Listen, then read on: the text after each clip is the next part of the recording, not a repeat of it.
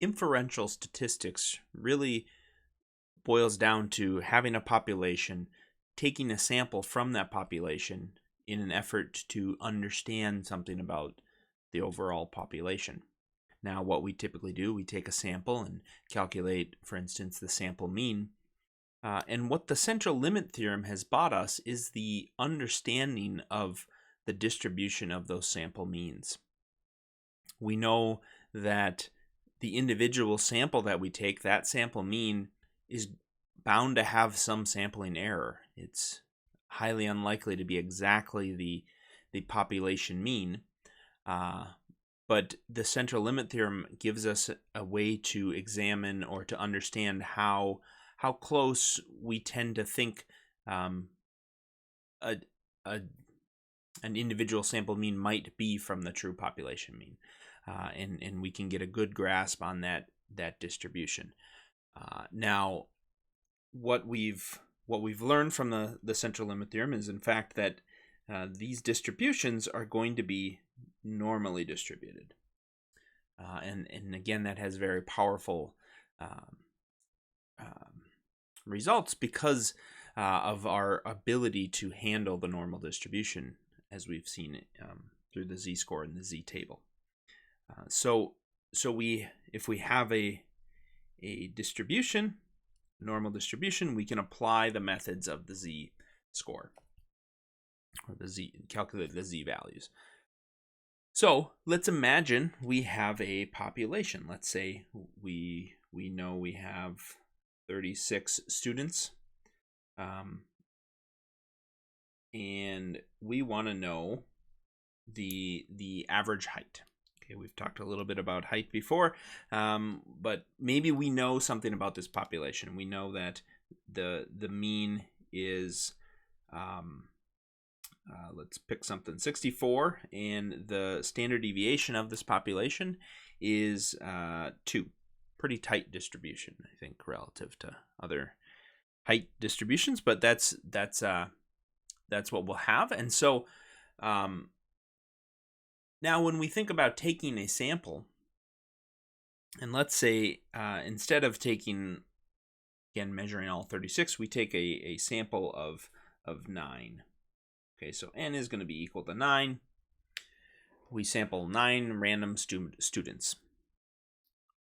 We, of course, will not always get the same value if we did this, if we sampled many times. There will be some type of a distribution.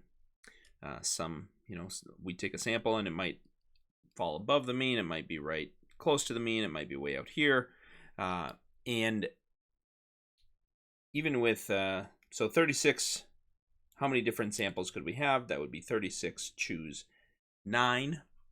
And that's, some up near 100 million different samples that we could draw. Of course, we're only going to take one.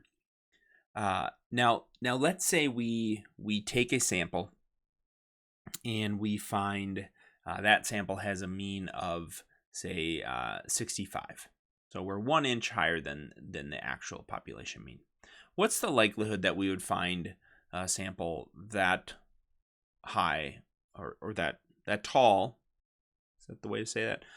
That tall or taller on average.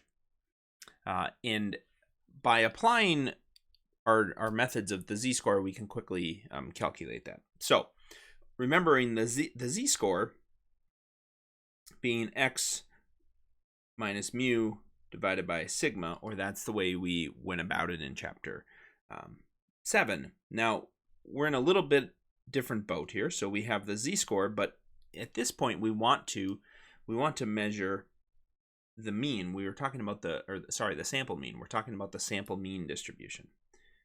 And so we're going to look at that specific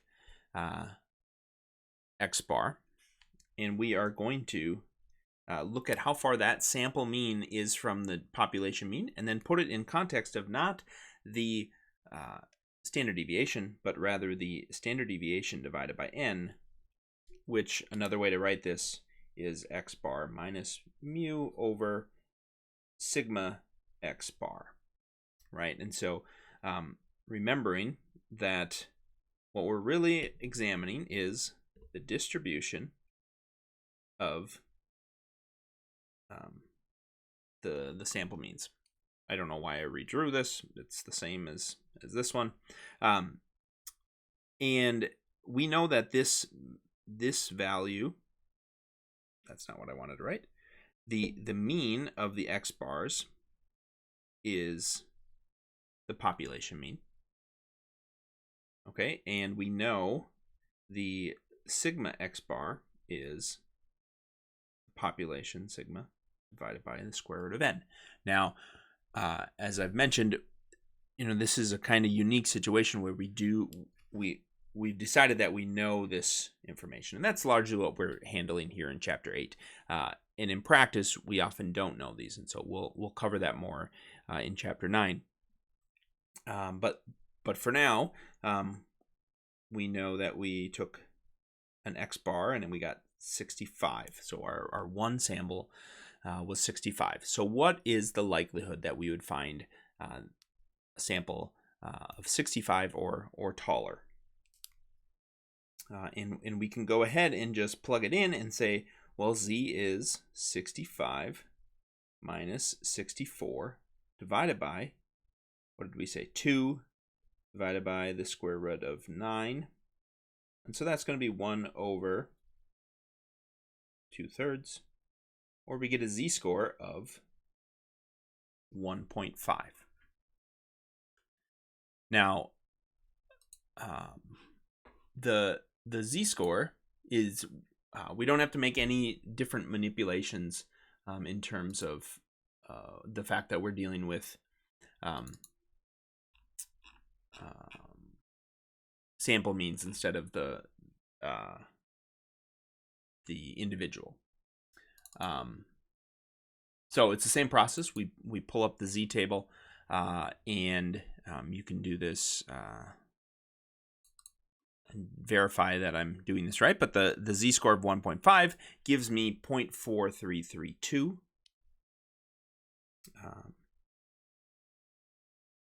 And now, again, remembering, I want to always refer back to my little picture and say what I'm actually interested in is this area out here, and what the 0.4332 has given me is that middle area between the value of 3.5, of 3/2, 1.5. So the value of 1.5 standard deviations, and the mean, in this case, the mean of the sample means. And so that 43%, what we're left with is what is that? 6.68. Okay, so we would get, if this is our population of a mean of 64 and a standard deviation of 2, when we take a sample of 9, we would get a value, a sample mean that large, about 6, almost 7% of the time. Now, again, this is going to be dependent upon not just the population values of 64 and 2, but also dependent on the sample size. Okay, so remember, as we increase the sample size, not only do we get a little better of a normal distribution, but it becomes tighter, right? So if we do a tighter distribution, let's say we did n equal, I'm just going to say 16 to make the math easy. If we do a larger sample size, that's going to tighten up the distribution. And what that means is that a value all the way out at 65 for our sample mean gets more rare. Okay, we'll get it less frequently. And in fact, we can go ahead and just change our equation a little bit. We'd have 65 minus 64 divided by still 2, right? Nothing's changed in the population standard deviation, but this time we're dividing by the square root of 16, and so that becomes 1 over 2 over 4, and so we get a z-score of 2. Right, so a slightly larger z-score, and what does that mean? That means it's going to be a lower percentage, right? So when I turn and look up 2.0, I get 0.4772. lot of numbers on the screen, but we get a 0.4772, which means, again, that's what we're contemplating now is, sorry, it should, okay, and that type of a situation, and we know 0.4772 is out here, and so what are we left with? 0.0228. Did I do that right? So about 2%, or a little over 2% of the time, we would find a value at 65. Now, we haven't changed the sample mean, right? In both cases, we're talking about finding a value of 65 or greater. But because we've used a larger sample size, that distribution has got tighter. So hopefully that gives you a little insight and some examples to work through.